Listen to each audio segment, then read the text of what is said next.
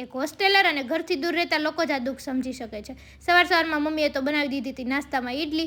Hello guys, good morning, Jai Swaminarayan, welcome to my mini vlog. સવારમાં માતાજીના દર્શન કરીને અમે લોકો નીકળી ગયા હોસ્ટેલ તરફ જવા માટે.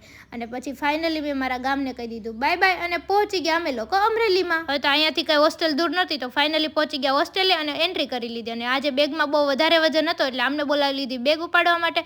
અને પછી ફાઇનલી હોસ્ટેલે પહોંચીને જવાનું હતું ઇન્ટર્નશીપમાં. તો ઇન્ટર્નશીપમાં જવા માટે નીકળી ગયા. આજે લીપ બંધ હતી એટલે અમારે દાદર ચડીને જવું પડ્યું અને પહોંચી ગયા અમે ઇન્ટર્નશીપના પ્લેસ ઉપર. ત્યાં આજે અમારે ડેટા એન્ટ્રી કરવાની હતી. એ પતાવીને હોસ્ટેલે ગયા ત્યાં કે હું તમારી ફ્રેન્ડ છું.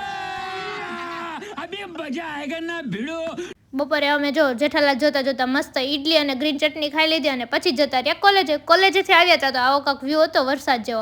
અને સાંજે પછી અમારે ભાખરી અને બટેકાનું શાક ખાવાનું હતું તો એ ખાઈ લીધું. અને અહીંયા ઘરની જેમ અહીંયા પણ જો વાટકી રોય એટલે દેવા જવાનું હતું. અને ચિઠ્ઠી પાડી તો આપણા ભાગમાં તો કામ આવ્યું વાસણ ધોવાનું. અને આને એક રીલ કરવી છે પણ હજી જો ફોન મૂકે તો રીલ થાય ને. ફાઇનલ એમની રીલ પતાવી દીધી. બાય.